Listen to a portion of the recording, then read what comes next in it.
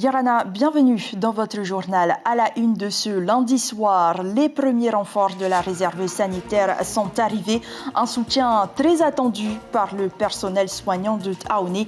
Aujourd'hui, sous tension, les infirmiers libéraux, eux, n'abandonnent pas leurs patients, mais demandent le retour de l'indemnisation pour les soins apportés aux malades atteints du Covid. L'hôpital de Rayatea appelle à l'aide. Les soignants commencent à manquer et les patients continuent d'affluer. La capacité d'accueil a été augmentée mais ne sera pas suffisante pour faire face à l'épidémie. Et une autre épidémie à laquelle nous sommes confrontés est celle des fake news. Elle empêche le déploiement efficace des politiques de santé publique. Nous verrons un échantillon de ceux qui circulent avec Caroline Fari.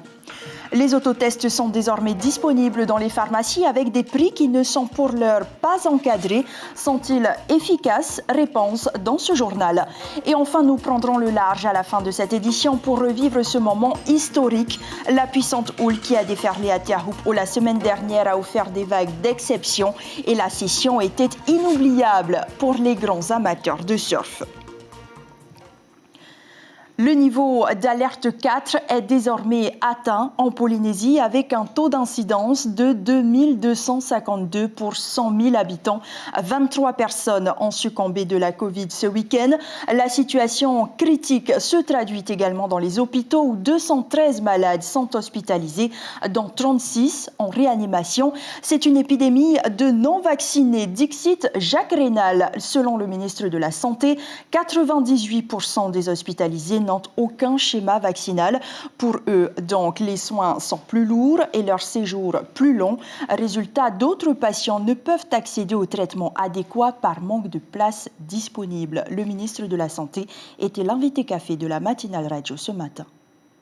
Le principal de l'information que je voudrais diffuser aujourd'hui et qui montre que le vaccin est quand même quelque chose d'important, c'est que 98%, je dis bien 98% des personnes qui sont actuellement hospitalisées en réanimation et qui sont même hospitalisées dans les filières Covid non réa sont des personnes qui ne sont pas vaccinées.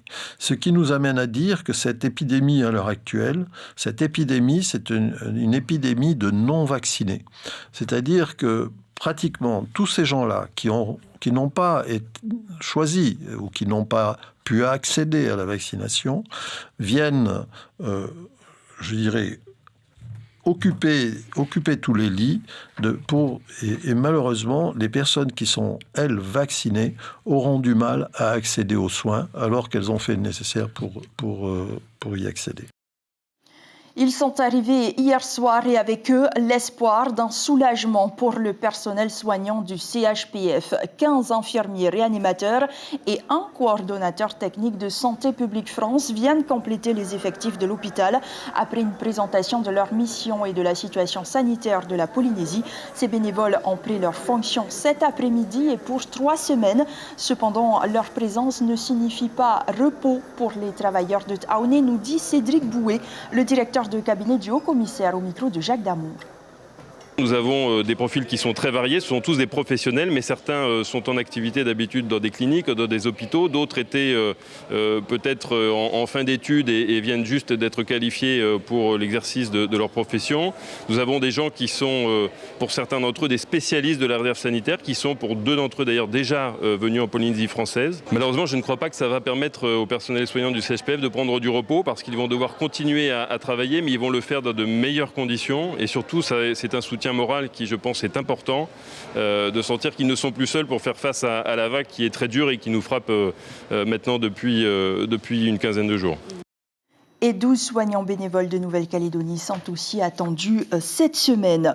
En attendant, vous l'avez peut-être vu dans votre quotidien, la dépêche de Tahiti, les infirmiers libéraux continuent d'assurer des soins à domicile, même lorsque les patients sont contaminés par le virus. Mais dans ce cas, cette prestation est quasiment gratuite, la faute à la législation.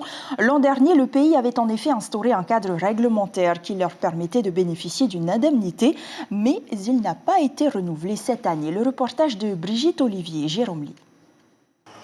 Voici les nouveaux protocoles anti-Covid à domicile. Combinaison, charlotte, gants et masques à changer très fréquemment, et en tout cas entre chaque malade. Bruno Marlier paye cet équipement de sa poche sans percevoir un sou supplémentaire de la CPS.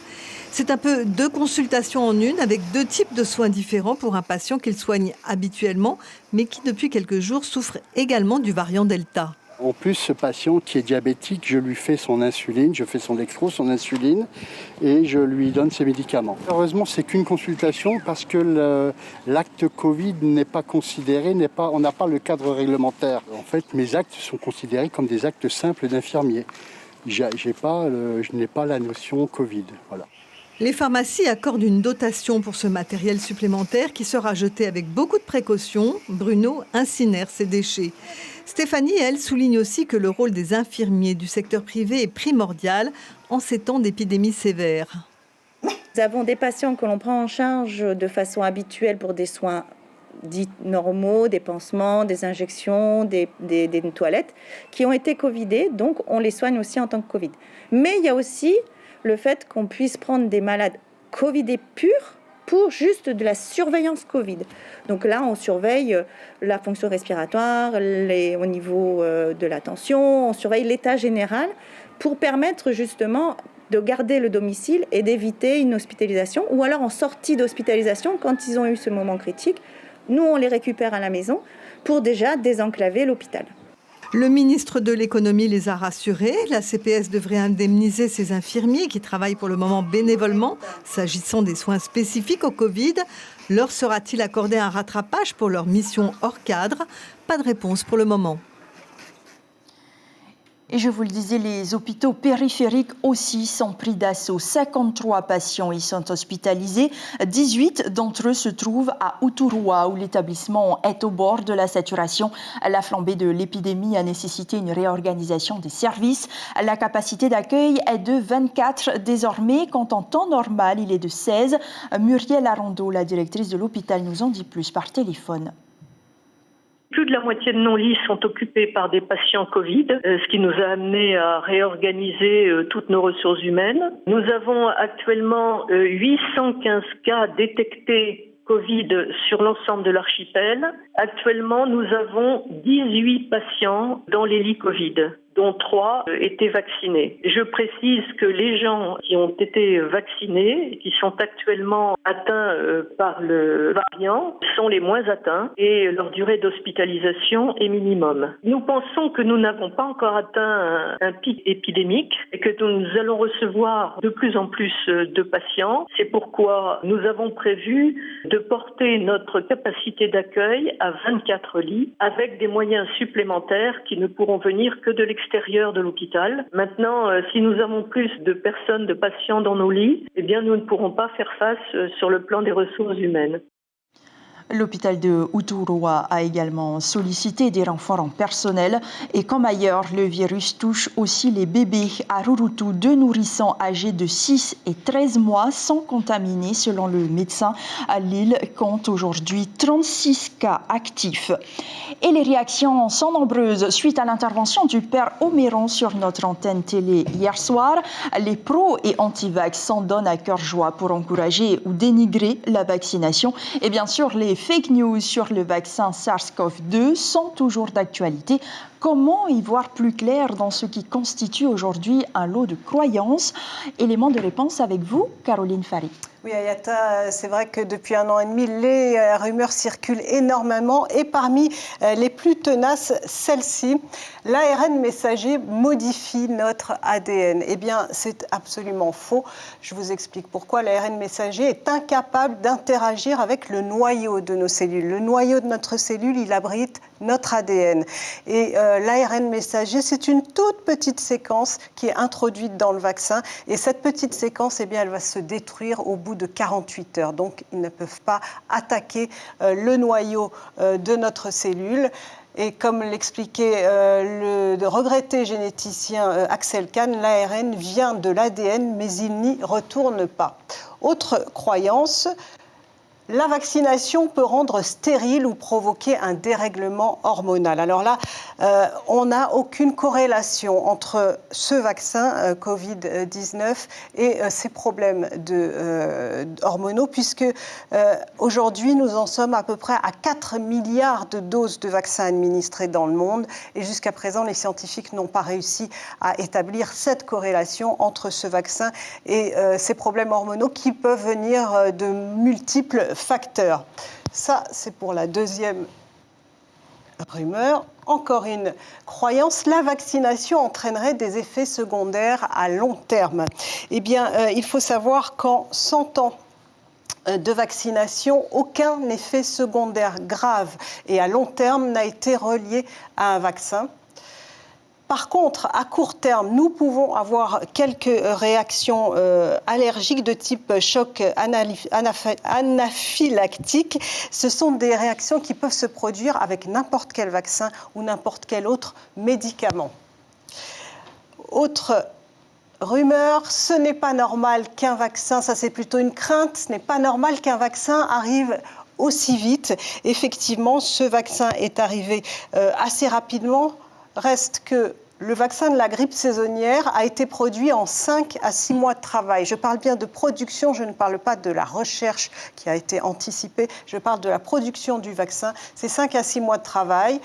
Pour un vaccin en général, c'est 6 à 22 mois pour produire ces vaccins en général. Et en ce qui concerne le SARS-CoV-2, eh bien, il faut dire qu'il y a eu une mobilisation financière et politique sans précédent à la fin de l'année 2020 qui a bien sûr accéléré le processus de production de ce vaccin.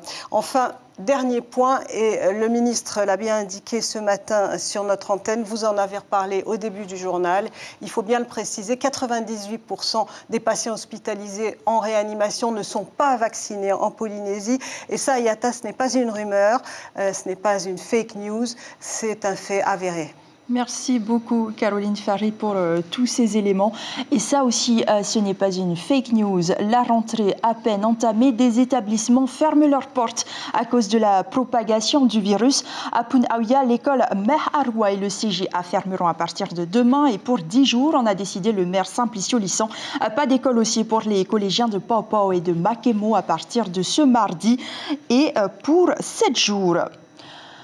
Comment éviter les longues heures d'attente dans les centres de dépistage? Peut-être en se fournissant d'autotests disponibles en pharmacie.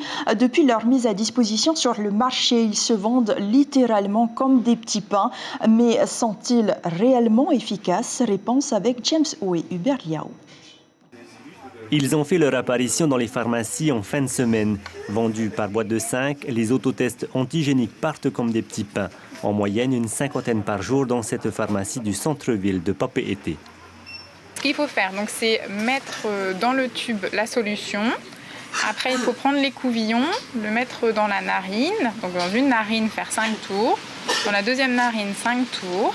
Et après, il faut tremper l'écouvillon dans le tube où on a mis la solution. Et en 15 minutes, nous avons le résultat.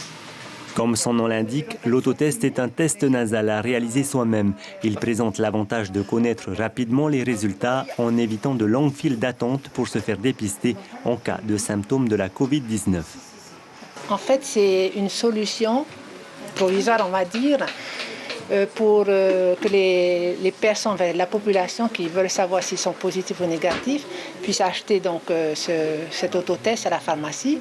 Ils doivent le faire eux-mêmes. Et si jamais c'est positif, il faut ensuite aller faire un test PCR. Ça permet de rassurer en fait les personnes et surtout d'éviter de faire la queue. Et ça répond aussi à une pénurie du personnel. Donc on sollicite en fait les autres professionnels de santé comme les pharmaciens pour essayer de répondre un peu à la crainte de la population. En cas de résultat négatif à un autotest, vous devez continuer à maintenir les gestes barrières et la distanciation sociale. Si les résultats sont positifs, vous devez sans tarder réaliser un test RT-PCR qui confirmera ou non le résultat, vous isoler immédiatement et prévenir les personnes avec qui vous avez été récemment en contact. Ces tests-là sont des tests de dépistage, c'est-à-dire dans une collectivité ou dans une famille où il y a des cas de Covid, des cas contacts éventuellement. On peut s'auto-surveiller, c'est-à-dire faire même plusieurs tests par semaine pour arriver à attraper le moment où on devient positif et auquel cas prendre les mesures qui s'en suivent. Mais ça ne remplacera jamais un test fait au laboratoire. On dit bien qu'en cas de symptômes, il faut vraiment le faire à l'Institut Louis Malardé, ce sera beaucoup plus fiable. Enfin, les autotests ne sont pas reconnus comme preuve pour le pass sanitaire dans le cadre des voyages vers l'étranger et entre la métropole et les Outre-mer. Et ces autotests ne sont évidemment pas remboursés par la CPS. Sachez par ailleurs que le centre de dépistage de la présidence sera ouvert mardi 17, jeudi 19 et vendredi 20 août de 8h à 15h. Dans ce centre éphémère de l'Institut Louis Malardé, les compteurs explosent. 2014 personnes ont été testées ce lundi. Une affluence record dont nous parlera Hervé Varé, le directeur de l'Institut Louis Malardé, sera l'invité café demain matin. Et avec 330 cas de Covid et un variant Delta qui se propage comme une traînée de poudre à Huahine, l'hôtel Royal Huahine est contraint de fermer ses portes pour 2 semaines, faute de personnel. Et malgré cette crise sanitaire, l'Association pour le droit à l'initiative économique continue de proposer des microcrédits. À Nukuhiva, ses agents ont apporté leurs conseils, ont donné leurs conseils ou proposé un accompagnement. Une aubaine pour ceux aussi qui souhaitent se lancer dans l'entrepreneuriat mais qui n'ont pas accès au système bancaire classique. Sur cette île des Marquises, ils sont restaurateurs, couturiers, agriculteurs ou encore artisans pour qui la création d'entreprise est une alternative au chômage. Hayava Tehio, le directeur territorial de l'ADI, répond à Marie Curva. C'est le premier marché des créateurs de l'ADI et aujourd'hui, ça consiste en fait à accompagner nos clients et voir l'évolution en fait des projets financés par l'ADI et ça permet aussi à nos clients de vendre leurs produits. Chaque année, l'ADI vient en aide à près de 1000 créateurs d'entreprises. L'an dernier, elle a bénéficié d'un prêt de plus de 3 milliards de francs pacifiques de l'AFD pour renforcer ses capacités de microcrédit. Et la commune de Rongiroa forme des pompiers volontaires. 9 candidats ont bénéficié d'une formation de 12 jours grâce au centre de gestion et de formation. Ils renforceront alors l'effectif de la caserne de Lille. Il est composé de 3 pompiers seulement. Cet apprentissage leur permettra aussi d'être opérationnels pour une éventuelle embauche. On écoute ces réactions recueillies par notre correspondant Bélène Ferrou. Nous pouvons être opérationnels donc, dès la semaine prochaine pour effectuer des gardes de 24 heures. Donc nous serons 4 pompiers affectés au centre de secours et donc avec des rotations. L'objectif étant justement de pouvoir être disponible pour pouvoir porter assistance si besoin. L'effectif va venir gonfler l'équipe de Rongiroa qui est composée que de 3 sapeurs-pompiers permanents. Donc ça va compléter. Et en plus de dans tout ce personnel-là qu'il a embauché en tant que volontaire, il y a une femme parmi eux qui était très importante pour les interventions. Il y a des interventions, les hommes ne pourront pas intervenir, par exemple pour une femme qui a été agressée. Donc très important que ce soit une femme qui se met en avant par rapport à ça. Nous allons respirer l'air marin maintenant et tenter d'oublier le temps d'un instant cette crise sanitaire. Le monde du surf avait les yeux rivés à Teahup au vendredi dernier où les conditions étaient parfaites. Regardez, cette photo démontre combien le spectacle était sensationnel et il se dit même que Kaulivast aurait pris la vague la plus grosse jamais surfée sur ce spot légendaire. Arihuetif Afana et Tim Pruvot nous remémorent ce moment.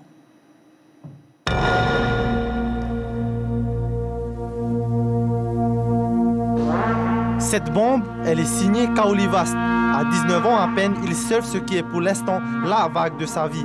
Estimation approximative 10 mètres de hauteur, un exploit pour ce jeune prodige.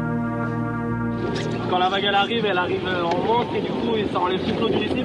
Et dans ma ligne, il n'y avait que des vagues de forme comme s'il y avait des patates. Et arrivé en bas, j'ai essayé de garder ma ligne et de me dire ok je vais là, sauf que ça n'arrêtait pas dans le vélo et à un moment donné je suis allé un peu trop haut. J'ai perdu la vitesse parce que je pensais que c'était fini et je suis reparti avec le Ibar. À 17h, c'est au tour de Matt Hydrolé de surfer cette vague.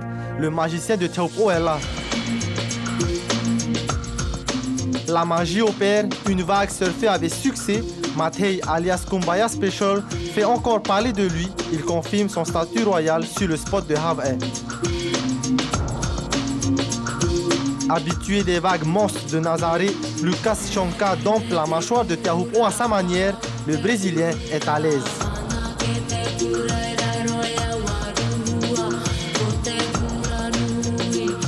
Parmi la quinzaine de surfeurs présents vendredi, une poignée se sont initiés au surf tracté pour la première fois. Résultat, les chutes s'enchaînent.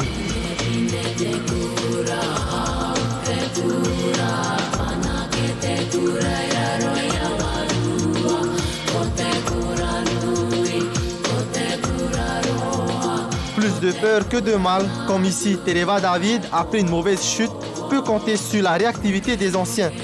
Arsène, Reymana, Thierry Domenech et VTA David veillent sur les surfeurs durant toute la journée. On a de la chance, on a les boss là avec les jet skis Tahourey qui est là. Poteau en train de sauver Vincent. Faut être prêt à bouffer. Et voilà, si t'es pas prêt à bouffer, faut pas venir quoi. Mais quand t'es prêt, tu peux venir et faire tes preuves quoi. Vendredi 13 restera gravé dans les mémoires de la vague mythique de Teahupo'o. Depuis ces 10 dernières années, les surfeurs locaux ont changé l'histoire de cette vague qui leur appartient.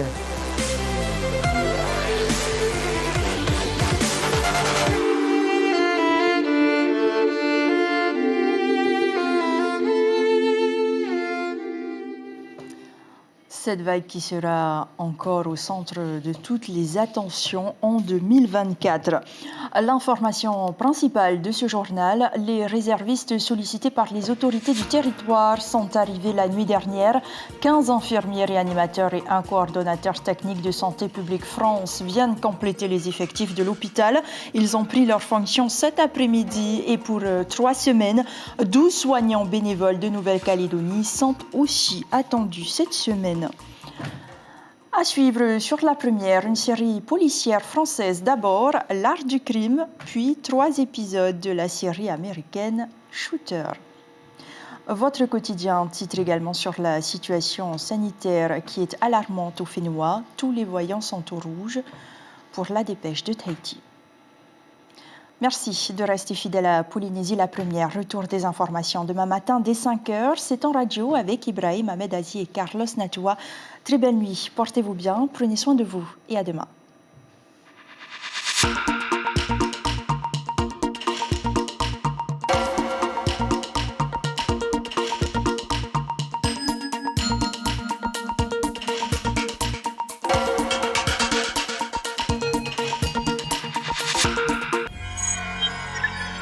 Retrouvez ce programme en replay sur notre site internet.